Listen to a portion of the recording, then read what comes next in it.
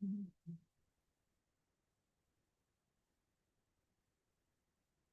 yeah.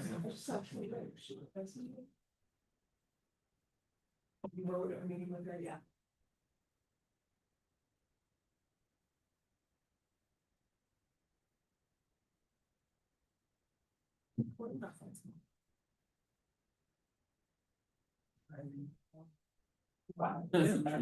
Yeah, getting up the elevator. No, it's. Round three, sir, round three. Yeah, round four, excellent.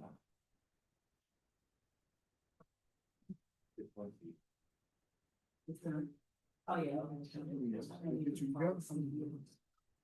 Oh. Karen. Per data, the exact data. So I go to him, I go, interesting. Oh, did you absolutely? Yeah. Yeah, so. No. I was wondering.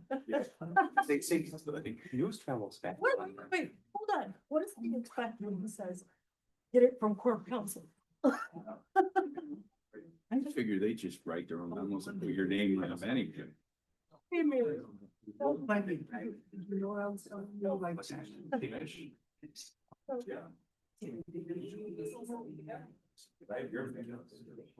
specifically. Hey, man, here we go. Yes.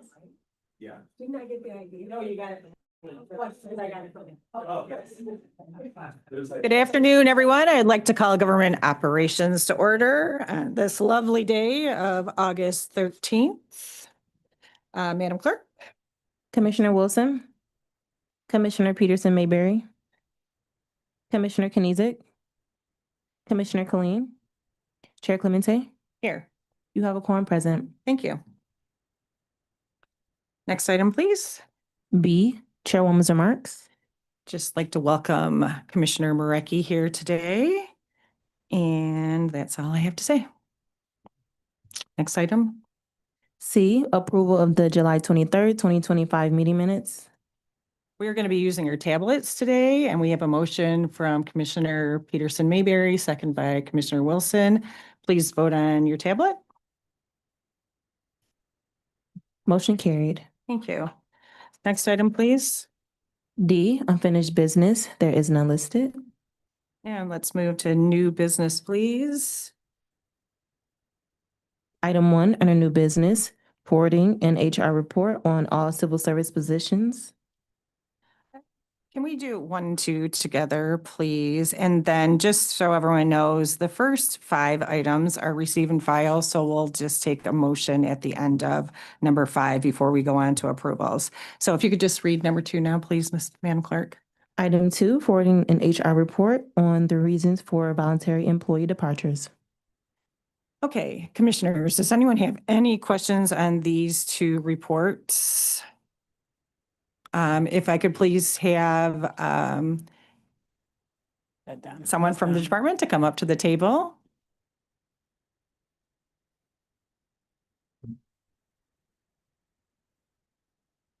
Please introduce yourself.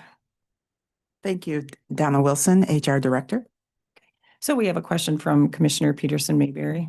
I do. Thank you. Donna, as I was looking through, so let me first say I think exit interviews are absolutely necessary. I know the response was extremely low, so I'm not sure what we do to try to increase that. But when I was looking at the questions that were in the packet, they just seemed to start very negative. You know, how dissatisfied were you with you? What was your dissatisfaction with the following?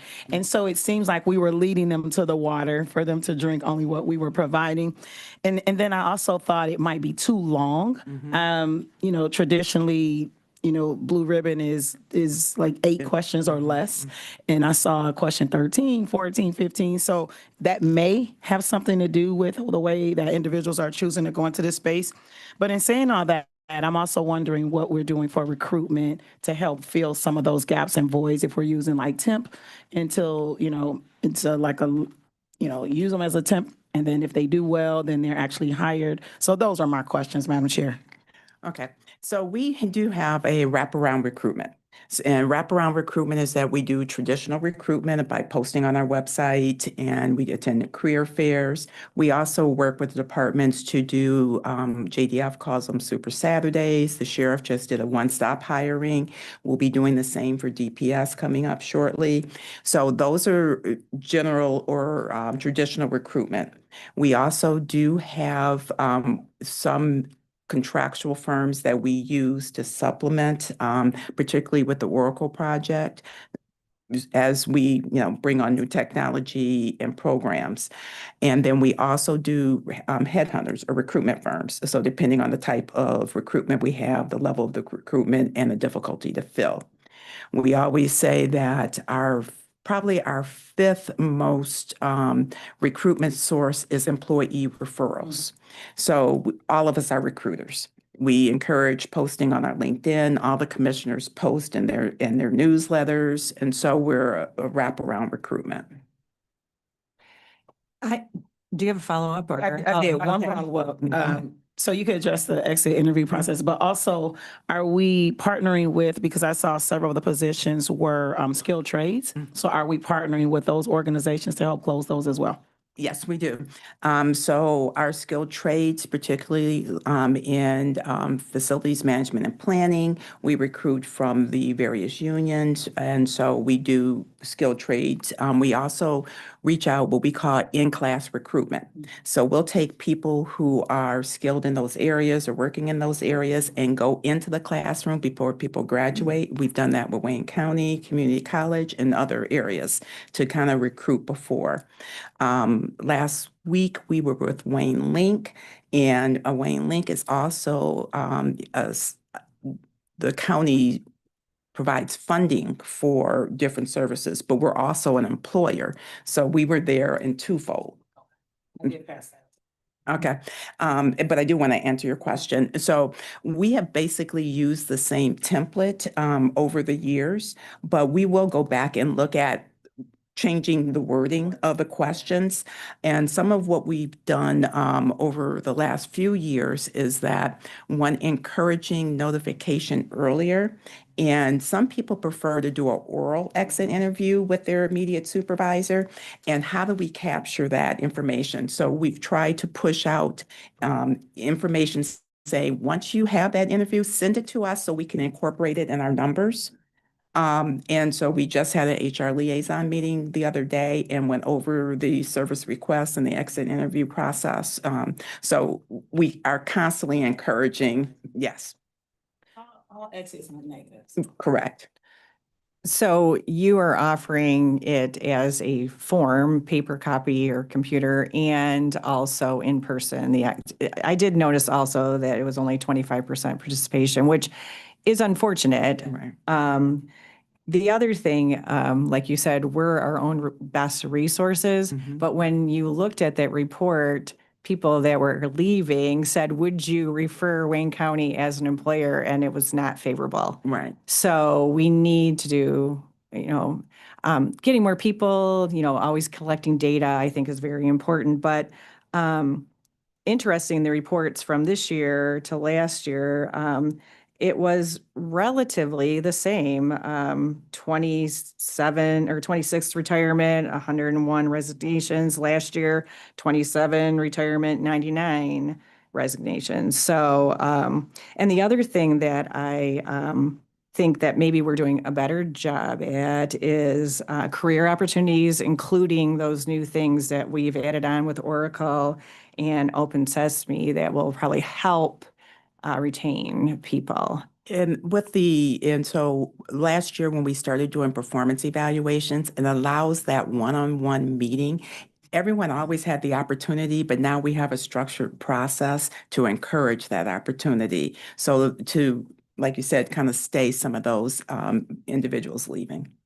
I also noticed that somewhere there was a disconnect between people were favorable about their supervisors and then they were unfavorable about their supervisors. So maybe it's the questioning that we need to look at. So I think that's a good point. That was just a lot of comments, not questions. So does anyone else have a question? Commissioner Clean? Thank you, Madam Chair. Annually, the commission approves a budget for the county. And the history of that has been the budget has about 4,000 paid for jobs in it. Mhm. And we're running 2,700 is the number of employees we have. And music. So I can do that math. Mhm.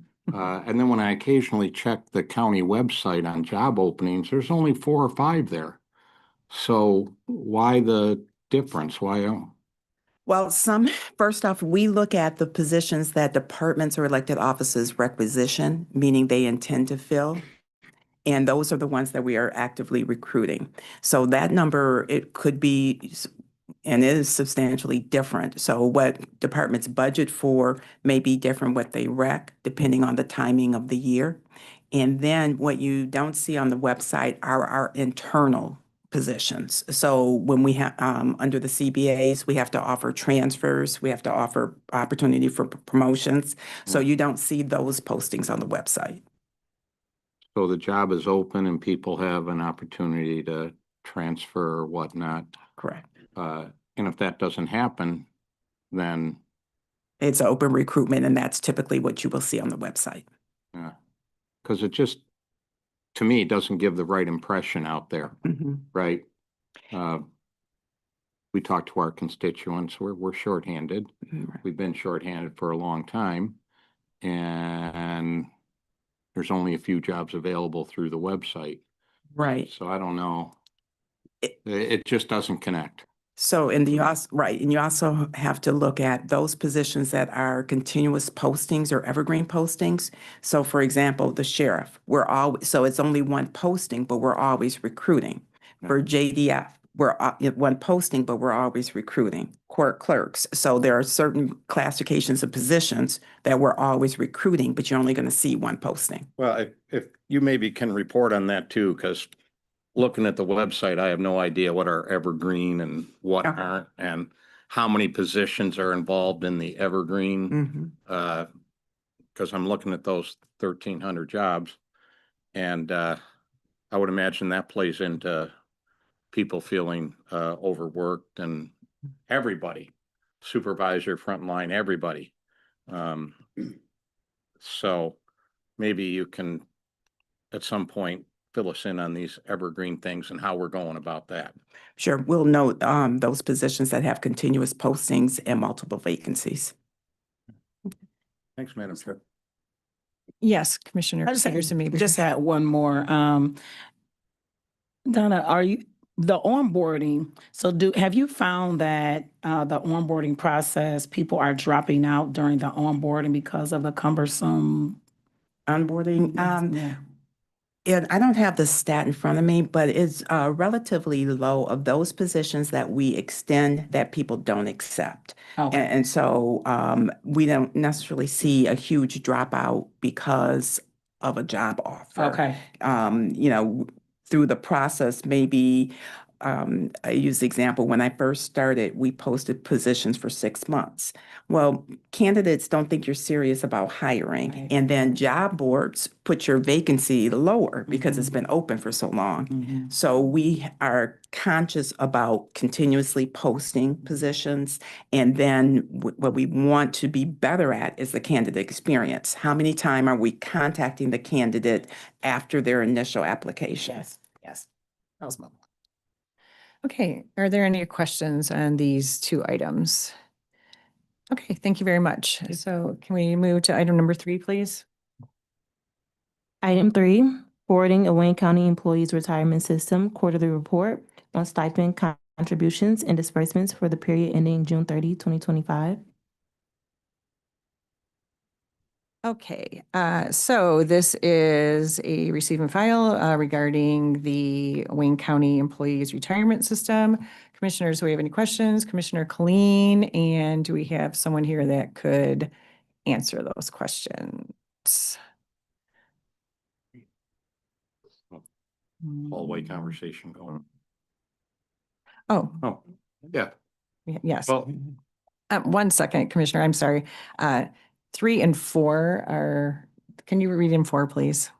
Sorry. Item 4, forwarding a Wayne County Employees Retirement System Summary Annual Report for the fiscal year that ended September 30, 2024. Okay, could you please introduce yourself? Good morning, Henry Wilson, Service to Chair of the Wayne County Employees Retirement System. Commissioner Clean. Thank you, Madam Chair. Good afternoon. Well, afternoon, yes, sir. Yeah, I'm glad to see, like, the county portion of Worcesters, not the airport. We're up to 70% funded now, Yes, we are. and the airport's at 82. 82. We've been putting additional money every year in the budget above and beyond our The annual ARC payment, yes, sir. required payment. What's the goal here? Where it's 70? 70 is kind of a number that indicates we're in good shape. What's the goal of the retirement system? Where do they want to get to? What percentage? 100% funded. Want to get to 100? Yes, Okay. So there's going to be in our budgets for the next several years, more additional payments above and beyond the ARP, that's what we hope. or that you're recommending? That's what we hope, sir. Okay. All right. Thank you. You're welcome. Okay. All right, if we could move on to number 5, please. Item 5, forwarding an IT report on the county's Tech Refresh Initiative. Do we have someone here from the department?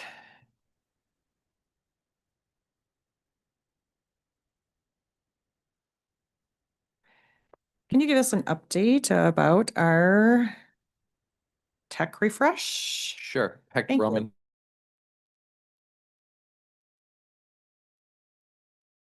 Fiscal year and deployed them, and we put in order for more. We're in the process of upgrading machines to Windows 11. And then we've also identified machines that cannot be upgraded to Windows 11 and replacing those legacy machines with these new computers. And this is throughout the whole Correct. county, Yeah. correct? Okay. And do we have any questions on this receive and file? Okay. Madam Clerk, you can stay there. Can we please move on to number 12?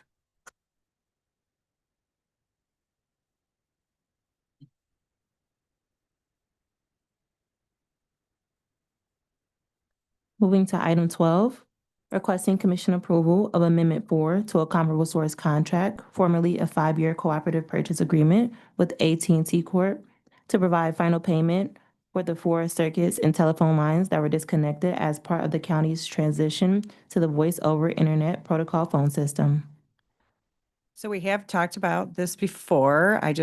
Commissioners, do we have any questions about this next amendment to AT&T? Commissioner Clean? Thank you, Madam Chair. And why is this no longer a cooperative purchase? Why did cooperative purchase, that, to me, that means we go through my deal or whatever. And we're not doing that anymore.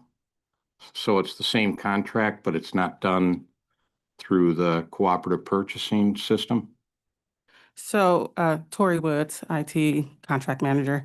This one specifically, was not done through a cooperative because we were only paying 4 invoices for 4 disconnected, circuits. So, we had several meetings, with our executives, procurement, even corp councils, to identify the best way to bring this forward. And what was decided was that we would just request approval to pay these 4 invoices. Okay, because the original contract then Yes, it specified stands. this. Yeah, so the And original, now that we're not gonna yeah, do it, the original contract still stands. We're just requesting additional funding to pay those 4 invoices. okay, now that we're not gonna do it, it's not for a cooperative purchase anymore. Yes, this is not a cooperative purchase, Okay. correct? Thank you, thanks for clarifying. Thank you, Madam Chair. Welcome. Okay, any other questions on this item? So what we're going to and file first, if I could please have a motion for items 1 through 5. I'm making that motion. Thank you, Commissioner Clean. So we have a motion from Commissioner Clean, and can I get a second, please? Yes, we have a second from Commissioner Peterson Mayberry, please vote on your tablets. Motion carried. Thank you. And then, thank you, Commissioner Clean. I need to finish talking. Well, on the agenda.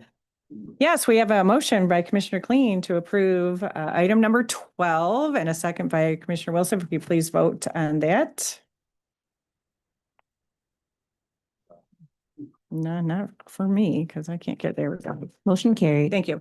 Okay, now let's move back to item number 6. And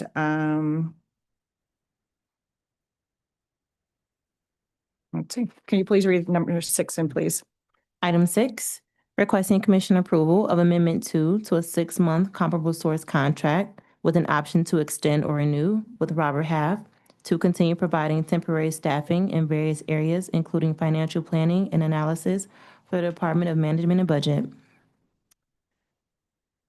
Okay, on this item, we do have something from our commission council that there was a violation. And if you could please explain what's going on with this item. And please introduce yourself. Good afternoon again. This is Yogesh Kisani, Deputy Chief Financial Officer, Management Budget. Arthur Walker, Procurement Director, Management and Budget. Okay, so this item is for a 6-month comparable source to extend or renew, but it looks like it is there was a violation in the procurement ordinance. So can you explain why this is going on? I'll let you address that. Procurement. I believe the services were extended. We were working to get this to you for approval. And we didn't get the information together in time. Okay. Yeah, we just, what? Commissioner Clean, sorry. I don't get that answer. We have the information. We overspent the contract in violation of procurement ordinance. Now, I know, the history of hiring IT folks in this county has been problematic for quite some time to do direct hiring. And then we have these firms come in and provide, and you're not IT. No, So who alerts? this is MMB. Yeah. Yeah. Yeah. So who alerts that they're over the contract? Is that MMB's job? Who alerts the commission who submits a budget request to increase? Can I give you some background? Yes, So this please. is a temp agency contract, Robert Half. I think we probably began don't know, a few weeks back or a few months back with the budget and planning. And we had only, one resources, which was hired as a full-time.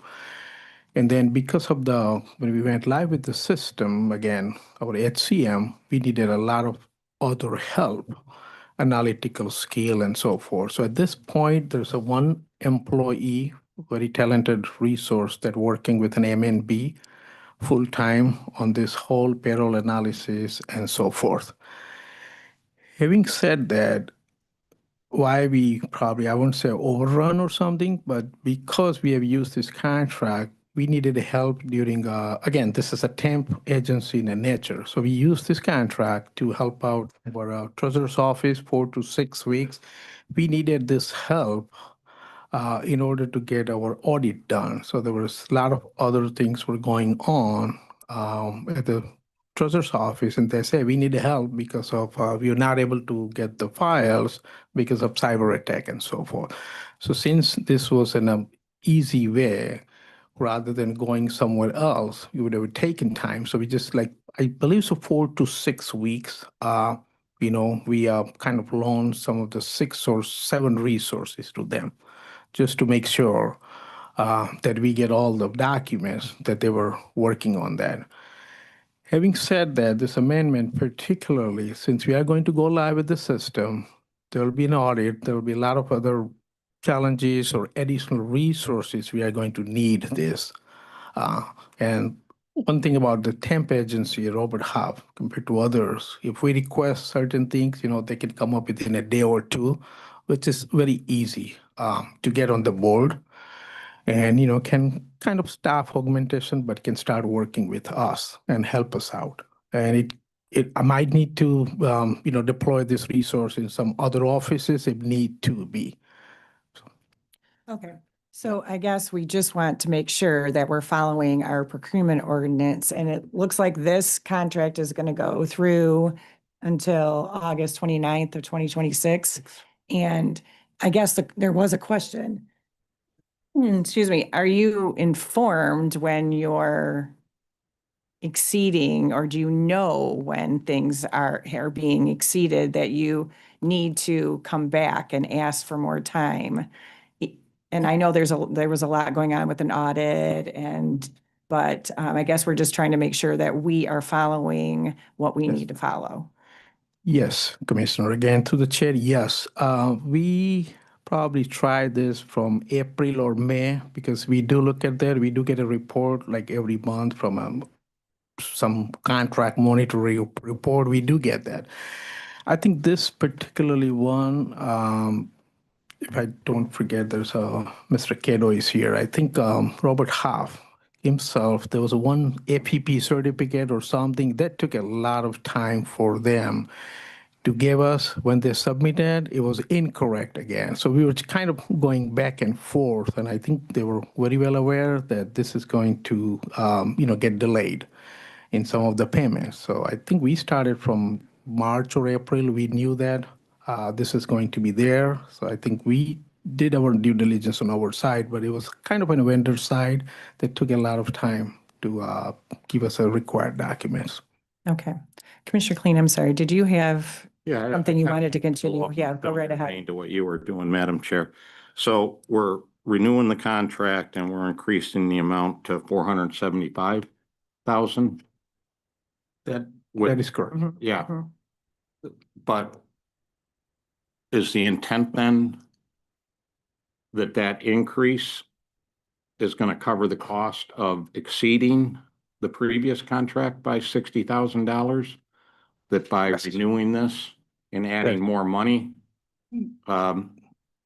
when at some point somebody became aware that we were over by $60,000 on this contract, what is the procedure then? What happens after that? It seems to me you come with a budget adjustment, you come with what is the procedure once administration is aware that they are in violation of the procurement ordinance? I love my procurement ordinance. I will let him address procurement ordinance, but all I would say, when I looked at that at that point, we had a $10,000 to $12,000 around April, May. So I knew that we had to go for our contract amendment. And that's why we started contacting our vendor. And I think there was a delay on their side, but we knew at that point that, we're going to need this money, not for the current one, but I would say probably next future needs of 6 months too. Yeah, there's every effort to make sure that if we know we're going to reach that limit, that we take some action. Approval of the increase, extension. But there are many things that are required to get your approval. So some of which require vendor. I agree with that. And but I don't know when you became aware of this, but it seems to me the commission should know right away.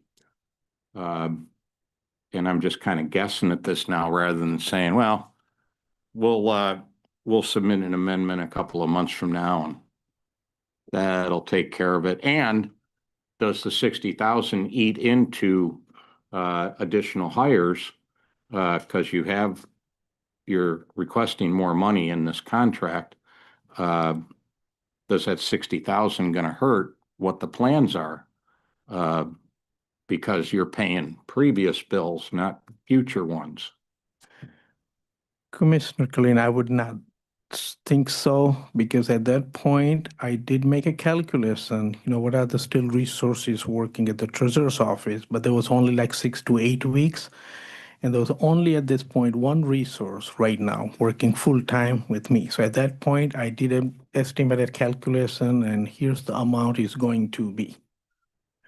And Madam Chair, it just seems to me that when administration becomes aware that they're overspent on a contract, that the commission be notified one way or another immediately, and not, well, down the road sometime we'll find a way, and the rug and the broom, and it just seems to me this is not the way for the commission to be notified that there's been a violation of the procurement ordinance. It's not a question, but thank you. Thank you, Madam Chair. Do we have any other questions? Commissioner Peterson Mayberry. I do have a question, just to go along with Commissioner Colleen. So this isn't a product, this isn't a bill, this is personnel, this is support people, right? Support financial consultation. So I just don't want us to get down the road and see an audit where there's a exception being done because there was something we could have done on the front end, so that we don't want findings unnecessarily after just coming out of the audit meeting earlier today. So I'm just trying to find out what's the process that's in place. And I actually heard Mr. Walker mention that there's several checks and balances. So can you just tell us what those checks and balances are, so that we'll know if there's a glitch, then let's close it so that we don't have the same conversation going forward. So we do monitor our contracts. There are reports that are available to us. When we move to Oracle, those will be a lot more transparent. It'll be a lot easier for us to catch instances like this a lot earlier, so that we can time things appropriately. In an effort to get things to the commission, we do run into roadblocks sometimes with things that are beyond our control. So we're going to make an effort, particularly when we have better information, of moving things earlier so those things don't become an issue and we don't get into these situations in the future. So, for example, when they get to commission, a lot of times they have to be sent back. So I think that there's some details that probably need, I's need to be dotted and T's need to be crossed. So as the commission, we need to be looking at these things, and I thank you for your explanations, and I hope with our new system, things will be better and we won't have to hear because of this and because of that. Does anyone else have any questions on this item? Okay. We are going to take a motion just for all items going forward, 6 through 11. So let's move on to number 7, please, Madam Clerk. Item 7, requesting commission approval of Amendment 8 to a 5-year contract with Alliant Insurance Services to pay for property, commercial general liability, excess commercial general liability, excess workers' compensation, employers' liability, pollution liability, and commercial crime insurance policy premiums. So here's a nice big ticket item. If I could please have someone come to the table that would like to speak about this. Of course, we need insurance, and we've talked about our movable bridge insurance before. So if you could please introduce yourself and tell us how this is all lining up. Absolutely. Good afternoon. Thank you. Good afternoon, Commissioners. Through the Chair, Michael Cato, Director of Risk Management. So before you today is as mentioned, the annual renewal policy for our general liability, property, underground storage tanks, work comp, and crime. And I will add that the property is inclusive of cyber. So thankfully, this time around for our renewals, the markets were a little better. And what I mean by that is, in the insurance world, we have hard markets and soft markets. The last few years, we've seen increases, and that's all due to things from nationally to globally, wildfires, hurricanes, unrest in different countries. And the reason for that is the people that we market ourselves to, the AIGs and Geminis and Obsidians of the world, are worldwide insurers, right? So they spread that insurance premiums across the clients. And so even though the county may have a nice record of not making claims, we'll still see that increase to our premium, similar to, if you never had an auto claim, bringing it closer to ourselves, you still see an increase. And that's the reason why this time around, all that to say, we saw a decrease in our premiums. Why? The markets have softened up, which means there's more competitors looking for our business, which is a win for the county. So all of our policy renewals come out to about a $5 million premium. And in total, that is about 16% less than last year. So that equates to about $1 million and less premium. And I don't mention not a lot when, of people are hearing that decrease. I don't mention when it's increased, but I'll make note to say that we did save money this year around. Okay. Commissioners, do we have any questions on this item? Commissioner Marecki? Thank you, Madam Chair. I'm not part of this committee, so I've not read all the background today, but what is pollution liability? So pollution is really our underground storage thing. So the county, our yards, sheriff, we all have, pumps at the yards where they're gassing up for diesel and gasoline. And there's a few of them that are just storage tanks for used oil and whatnot. And that covers in an event there's a leak in one of the tanks and there's a response needed. That is where that policy would be invoked. Okay, thank you. Welcome. Any other questions? Okay, thank you very much. Thank you. Okay, if we could please move on to number 8. Item 8, requesting commission approval of retroactive amendment 3 to a 1-year legal services agreement that can be renewed by the parties' mutual consent with Clark Hill PLC for various commission legal matters.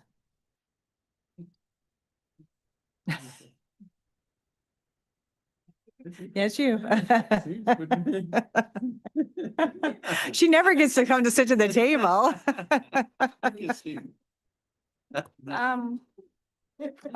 Welcome to the table. Please state your name. Felicia Johnson, Commission Counsel to this honorable body. Item number 8 is the legal services contract that we are using to assist my office with 8 litigations that were filed against us starting, I believe it was in 23. We have spent, I'm gonna say approximately $375. As I indicated in a recent email, one of those the federal lawsuit was reopened. We are now actively involved in litigation and discovery. This may or may not get us through that point, but for now, we definitely need more money to at least assistance and money for the firm so we can continue forward and reply to discovery and proceed with the lawsuit. And just for some little background, because of the workload associated with all of this and your normal, that's why we have outside counsel for. Oh, yes, absolutely. Can you speak into the microphone, please, My Ms. apologies. Felicia? Yes, this is absolutely crucial. My office is only of office of 3 attorneys right now, 2, because one is on a maternity leave as of tomorrow. And handling multiple lawsuits is just not something we can feasibly do along with other duties that we're responsible for. Okay, thank you. Commissioners, any questions? Okay, let's move on to number 9, please. Item 9, requesting commission approval of amendment 2 to a 1-year comparable source consulting services contract with Capital Relations LLC to continue providing consulting services.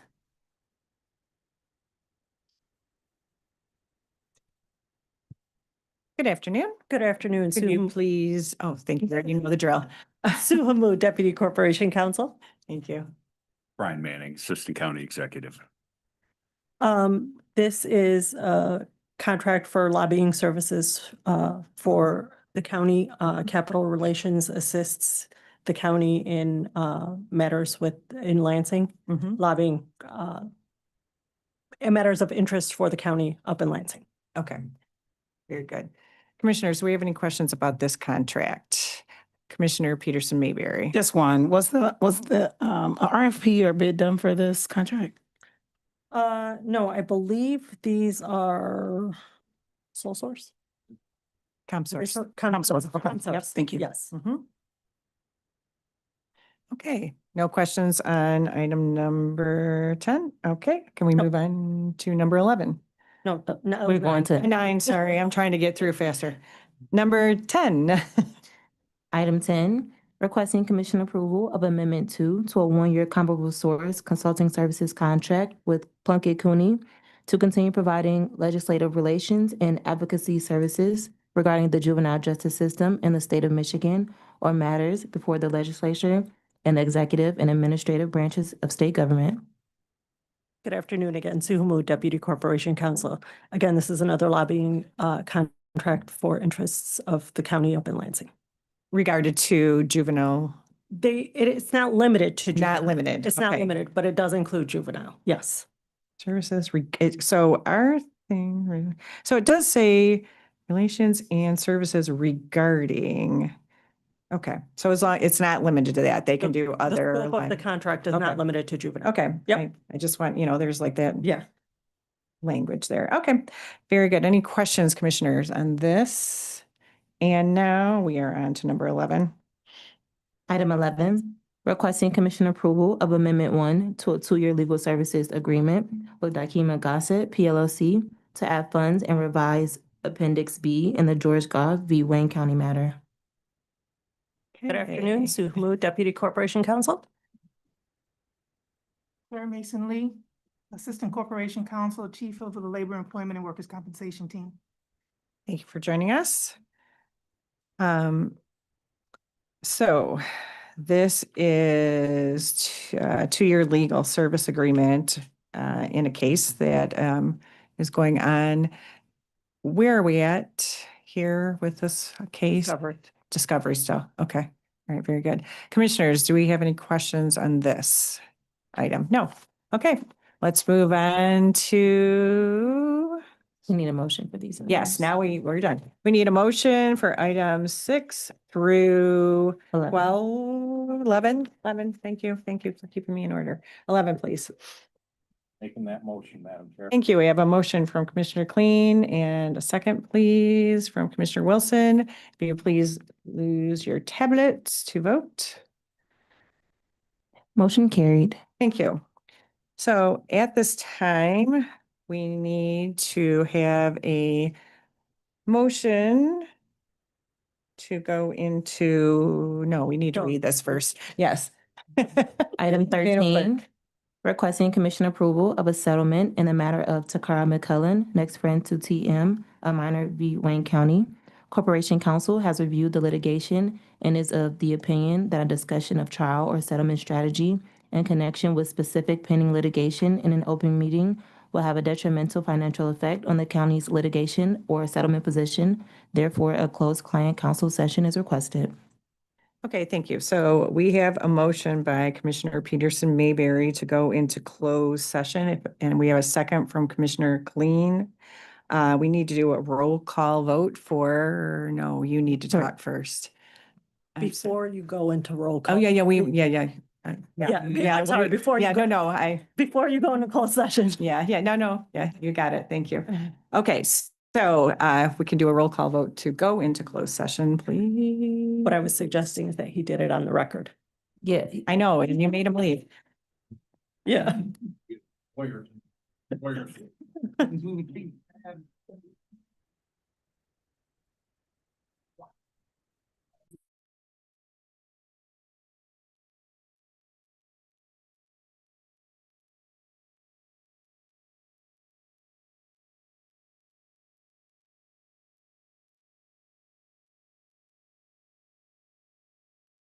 Yeah, okay, that's what I thought I said. Okay. All right, so Madam Clerk. Commissioner Wilson, Yes. Commissioner Peterson Mayberry, Yes. Commissioner Kenizik, I'm staying. Commissioner Colleen. Yeah. Chair Clemente. Yes. We are now moving into closed session. Okay, now we're in, okay.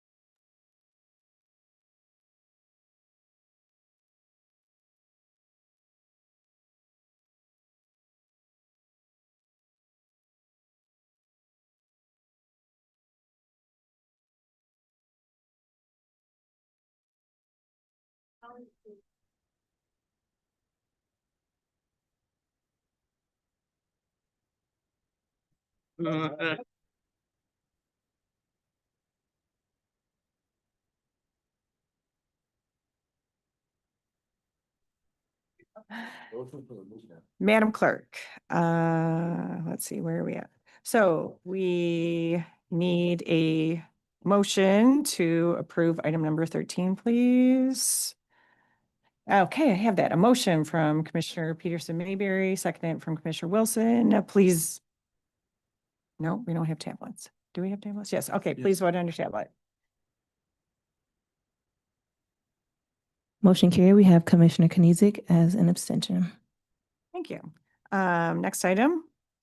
F, such other matters as may be properly submitted before the committee. I know of none. Now it's public comment time. Is there any email on the telephone or on Zoom for public comment? No emails were received. Okay, going once, going twice, public comment. Anyone in the chamber that would like to make public comment?